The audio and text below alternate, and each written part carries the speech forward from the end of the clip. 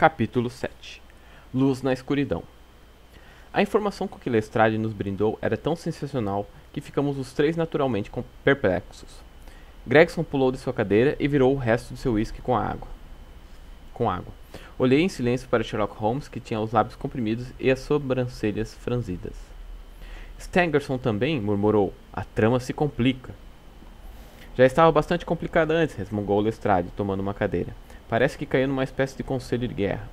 O senhor tem certeza dessa informação? Gaguejou Gregson. Acabo de sair do quarto dele, disse Lestrade. Fui o primeiro a descobrir o que ocorrera. Estávamos ouvindo a visão do caso de Gregson, observou Holmes. Você se incomodaria de nos contar o que viu e fez?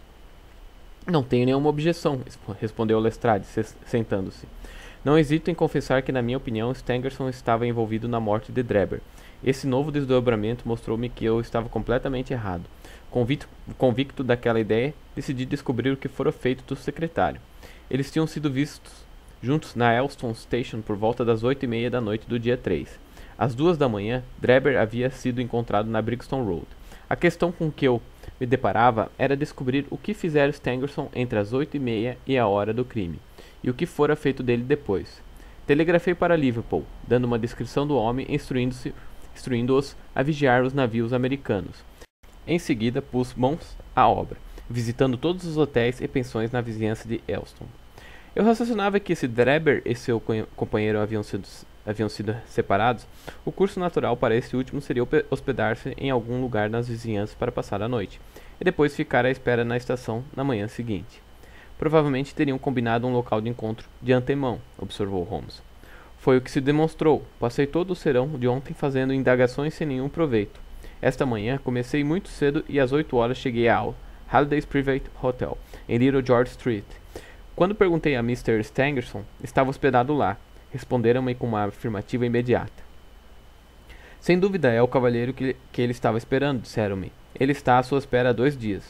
Onde se encontra agora? Perguntei. Está lá em cima, deitado. Desejava ser chamado às 9. Vou subir imediatamente para vê-lo, disse eu. Eu julgava que minha aparição repentina poderia lhe abalar os nervos e levá-lo a deixar escapulir alguma coisa. O criado prontificou-se a me mostrar o quarto. Era no 2º andar e chegava-se a ele passando por um pequeno corredor. O criado apontou-me à porta e estava prestes a descer de novo quando vi algo que me deu náuseas, apesar de meus 20 anos de experiência. De sob a porta escoava um filete vermelho de sangue, que se penteara pelo corredor e formara uma pequena poça junto ao rodapé do outro lado. Dei um grito, o que trouxe o criado de volta. Ele quase desmaiou ao ver aquilo. A porta estava trancada por dentro, mas nós o arrombamos com os ombros. A janela do quarto estava aberta, e junto dela, todo encoscorado, jazia o corpo de um homem de camisola. Estava morto, e havia algum tempo, porque os membros estavam rígidos e frios. Quando viramos de frente, o criado o reconheceu de imediato, como o mesmo cavalheiro que alugara o quarto sob o nome de Joseph Stangerson. A causa da morte fora uma profunda apunhalada no lado esquerdo, que devia ter penetrado o coração. E agora vem a parte mais estranha da história. Que supõe que estava acima do homem assassinado? Senti um arrepio e pressenti algo horrível, antes mesmo que Sherlock Holmes respondesse. A palavra hash, escrita em letras de sangue, disse ele. Exatamente, disse Lestrade, num tom aterrado, e ficamos em silêncio por algum tempo. Havia algo de tão metódico e de tão incompreensível nos atos desse assassino desconhecido que tornava seu crime ainda mais tétricos. Meus nervos, bastante controlados no campo de batalha, estremeceram a esse pensamento. O homem foi visto, continuou Lestrade. Um leiteiro que passava por ali a caminho da leiteira descia por acaso o beco que vem das cavalariças, nos fundos do hotel. Ele notou que uma escada que geralmente ficava por ali estava erguida contra uma das janelas do 2º andar, que se encontrava escancarada. Após passar, olhou para trás e viu um homem descendo a escada. Descia tão calmo e descaradamente que o rapaz imaginou que fosse algum carpinteiro trabalhando no hotel. Não lhe deu especial atenção, senão para pensar consigo mesmo que era um pouco cedo para o sujeito estar trabalhando. Tem a impressão de que era alto, tinha um rosto avermelhado e vestia um comprido sobretudo marrom. Deve ter passado algum tempo no quarto depois do assassinato, porque encontramos água suja de sangue na bacia onde lavara as mãos, e marcas nos lençóis em que limpara deliberadamente sua faca. Lancei um olhar para Holmes e ao ver a descrição do assassino, que coincidia tão exatamente com a dele, não havia porém nenhum traço de júbilo ou satisfação em sua face. Não encontraram nada no quarto que pudesse fornecer uma pista do assassino? Perguntou. Nada. Stangerson tinha a carteira de Drebber no bolso, mas parece que isso era usual, pois ele fazia todos os pagamentos. Havia nela 80 libras e tanto, mas nada foi levado. Seja quais foram os motivos desses crimes extraordinários, o roubo certamente não é um deles.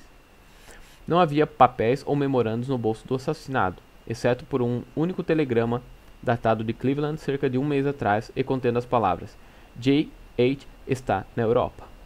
A mensagem não estava assinada. E não havia mais nada? Perguntou Holmes. Nada de alguma importância. O romance do homem, que lera para pegar no sono, estava sobre a cama, e o cachimbo sobre uma cadeira ao seu lado. Havia um copo d'água na mesa, e no peitoril da janela uma caixinha ordinária de unguento contendo 2 pílulas. Sherlock Holmes deu um pulo da cadeira com uma exclamação de júbilo. O último elo! Exclamou exultante. Meu caso está completo. Os 2 detetives o fitaram espantado. Tenho agora em minhas mãos, disse meu companheiro confiantemente, todos os fios que formaram esse novelo. É claro, detalhes a inserir, mas estou tão certo quanto os fatos principais desde o instante em que Drebber se separou de Stangerson na estação, até a descoberta do corpo deste último, como se eu os tivesse visto com meus próprios olhos. Vou lhes dar uma prova de meu conhecimento. Conseguiu passar a mão naquelas pílulas? Estão comigo, disse Lestrade, mostrando uma caixinha branca. Peguei-as, junto com a carteira e o telegrama, na intenção de guardá-los em segurança no distrito policial. Foi por puro acaso que peguei estas pílulas, porque sou obrigado a dizer que não lhes atribuo a menor importância. Passe-as para mim, disse Holmes. Muito bem, doutor. Virando-se para mim, essas são pílulas comuns? Certamente não eram. Eram de um cinza perolado, pequenas, redondas e quase transparentes contra a luz. Por sua leveza e transparência, eu imaginaria que são solúveis em água, observei. Precisamente, respondeu Holmes. Agora você se incomodaria de descer e apanhar o pobre diabo daquele terrier que já sofreu por tanto tempo e que a senhoria queria que você sacrificasse ontem? Desci e levei o cachorro para cima em meus braços. Sua respiração difícil e olhar vidrado mostraram que não estava longe do fim. De fato, seu focinho branco como a neve proclamava que há muito cedera o termo usual da existência canina. Depositei-o sobre uma almofada no tapete. Agora vou partir uma dessas pílulas em 2, disse Holmes, e sacando seu canivete fez o que dizia. Devolveremos uma metade à caixa para futuros propósitos. Colocarei a outra neste copo de vinho, em que há uma colher de chá de água. Como vem, nosso amigo doutor está certo, ela se dissolve prontamente. Isso pode ser muito interessante, disse Lestrade, no tom ofendido de alguém que suspeita que está sendo objeto de zombaria. Mas não vejo o que pode ter a ver com a morte de Mr. Joseph Stangerson. Paciência, meu amigo, paciência.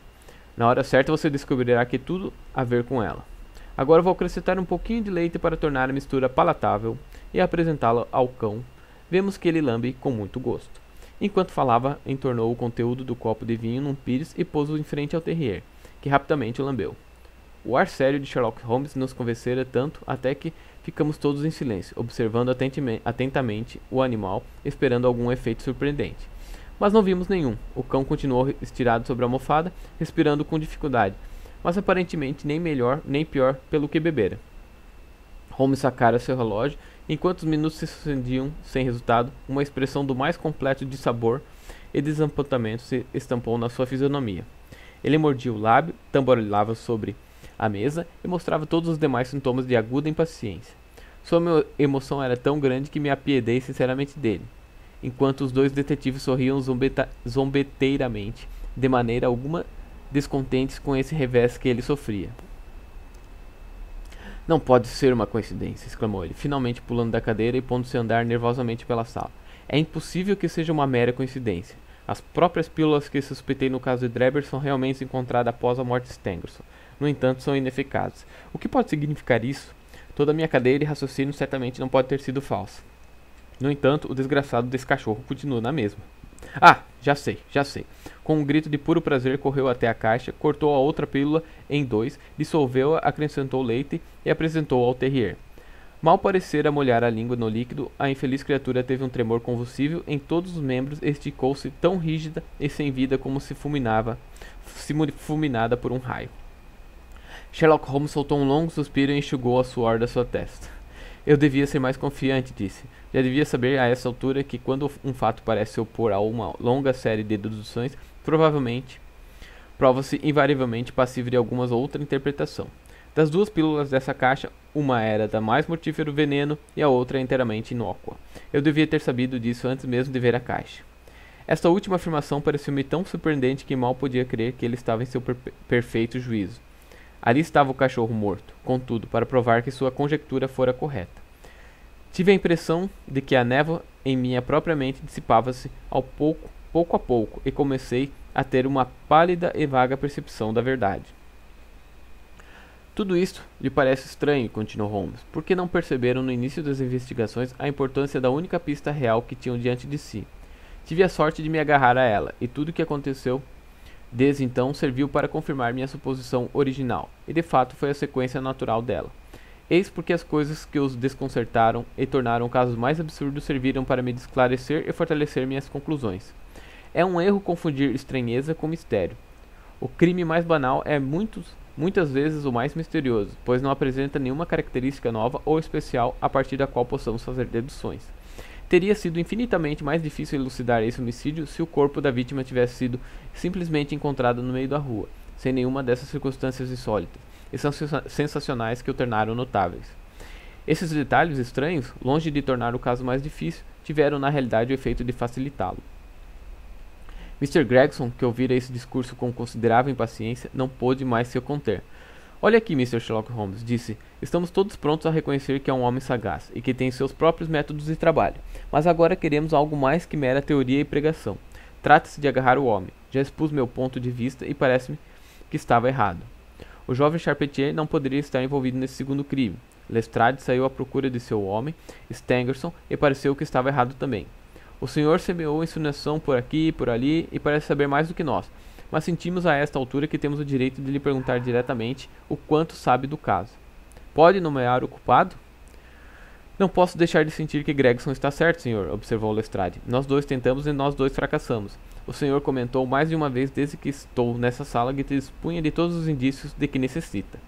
Certamente não se calará por mais tempo.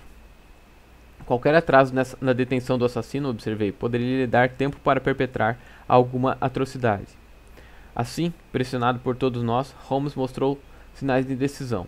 Continuou a andar de um lado para o outro, a cabeça afundada no peito e as sobrancelhas abaixadas, como era seu hábito quando perdido em pensamentos. Não haverá mais assassinatos, disse por fim, parando abruptamente e nos encarando. Podem considerar essa hipótese fora de cogitação. Perguntaram-me se sei o nome do assassino. Sei. O mero conhecimento de seu nome tem pouca importância, porém, comparado com a capacidade de pôr as mãos sobre ele. Isso é algo que pretendo fazer muito em breve.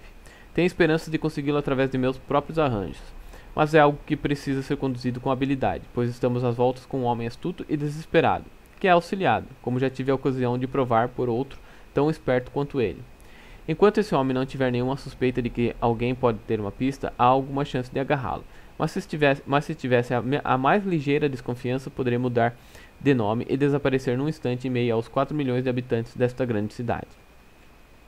Sem pretender ferir os sentimentos de qualquer um dos dois, sou obrigado a dizer que considero esses homens superiores à força oficial, e é por isso que não pedi sua ajuda. Se eu fracassar, a culpa por essa omissão será toda minha, mas estou preparado para isso. No momento, estou pronto para prometer que assim que puder me comunicar com vocês, sem pôr em risco meus próprios arranjos, eu o farei. Gregson e Lestrade pareceram muito pouco satisfeitos com essa promessa, ou pela alusão depreciativa à polícia investigativa. O primeiro havia ruborizado até as raízes dos seus cabelos louros, enquanto os olhinhos redondos do outro cintilavam de curiosidade e ressentimento. Nenhum dos dois teve tempo para falar, no entanto, antes que ouvíssemos uma batida à porta, e o porta-voz dos molecos de rua, o jovem Wiggins, introduziu sua insignificante e repugnante pessoa. Por favor, senhor, disse ele, tocando o topete. Estou com o fiacre lá embaixo. Bom menino, disse Holmes afavelmente. Por que vocês não introduzem este modelo na Scotland Yard? Continuou, tirando um par de algemas de aço de uma gaveta. Vejam como a mola funciona bem. Elas se fecham num instante. O modelo antigo é bastante bom, observou Lestrade, desde que consigamos encontrar o homem a quem colocá-lo. Ótimo, ótimo, disse Holmes sorrindo. O cocheiro pode perfeitamente me ajudar com minhas caixas. Peça-lhe para subir, Wiggins. Fiquei surpreso ao ver meu companheiro falando como se estivesse prestes a partir de viagem, já que não me dissera nada sobre isso. Havia na sala uma maleta que ele puxou e começou a amarrar com correias. Estava ativamente ocupado com isso quando o cocheiro entrou. Dê-me uma ajuda com essa fivela, cocheiro, disse, ajoelhando-se junto à mala e sem virar em momento algum a cabeça. O sujeito avançou com um ar um tanto mal-humorado e desafiador e estendeu as mãos para ajudar. Nesse instante, ouviu-se um estalido seco, o tinido do metal, e Sherlock Holmes levantou-se de um salto novamente. Cavalheiros, exclamou, os olhos faiscando. Permitam-me que lhe apresente Mr. Jefferson Hope, o assassino de Enoch Drebber e de Joseph Stangerson. A coisa toda aconteceu num átimo, tão rapidamente que não tive tempo de compreendê-la. Tenho uma vívida lembrança daquele instante, de expressão triunfante de Holmes e da timbre de sua voz, do semblante aturdido e furioso do cocheiro, ao contemplar as algemas reluzantes que pareciam ter aparecido nos seus punhos por um toque de mágica. Por 1 ou 2 segundos, mais parecíamos um grupo de estátuas. Em seguida, com um rugido inarticulado de fúria, o prisioneiro desvencilhou-se do domínio de Holmes e arremessou-se pela janela. Madeira e vidraça se deram diante dele, mas antes que desaparecesse, Gregson, Lestrade e Holmes pularam sobre ele como cães veadeiros. Arrastaram-no de volta para a sala e deram início a um terrível conflito. O homem era tão forte e violento que nós 4 fomos muitas vezes jogados longe. Ele parecia ter a força convulsiva de um homem em crise epilética.